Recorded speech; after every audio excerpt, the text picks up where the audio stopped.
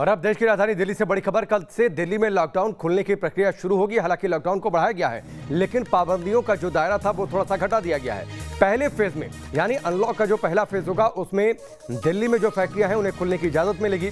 Industrial area में manufacturing की छूट मिलेगी। कंस्ट्रक्शन अगर बाउंड्री के अंदर हो रहा है तो उसे छूट मिल जाएगी। 7 जून तक बाजार हालांकि अभी बंद रहेंगे।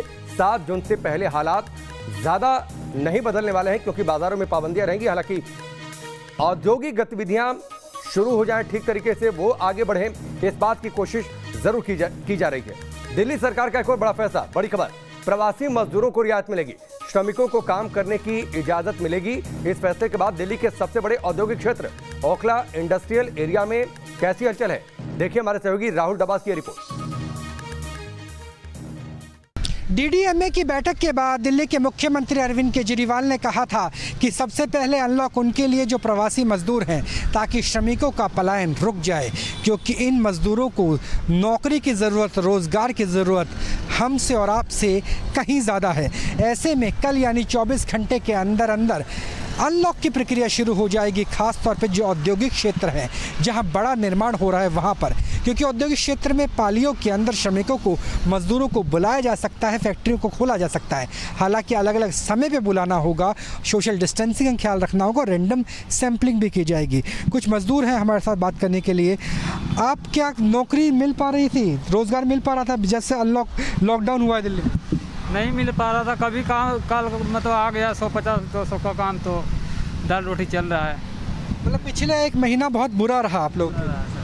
अब कुछ उम्मीद है? केजरीवाल ने कहा है, मुख्यमंत्री ने, कि अनलॉक शुरू होगा, फैक्ट्रियां खुल जाएंगी, कंस्ट्रक्शन खुल जाएगी।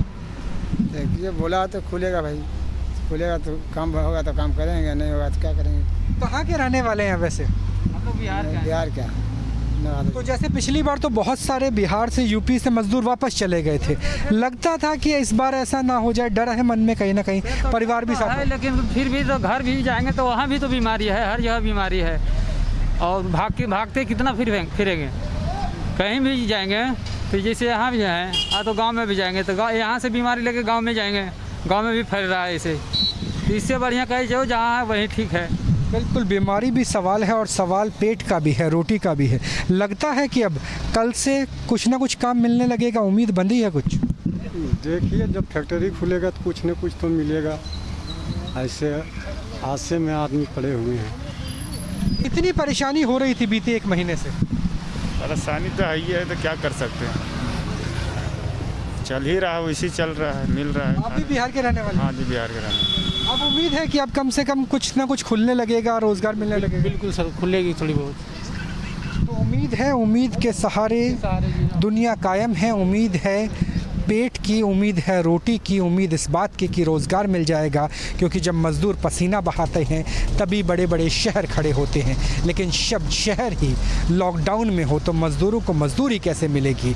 अब उम्मीद है कि सोमवार 1 तारीख से जिस तरीके से अनलॉक की शुरुआत होगी, तो उम्मीद की जा रही है कि अनलॉक में इन मज़दूरों को भी मजदूरी मिल पाएगी और अर्थव्यवस्था का पहिया भी चलना शुरू हो जाएगा। वीडियो जर्नलिस्ट जयराम के साथ राहुल डबास, न्यूज़ नेशन, दिल्ली।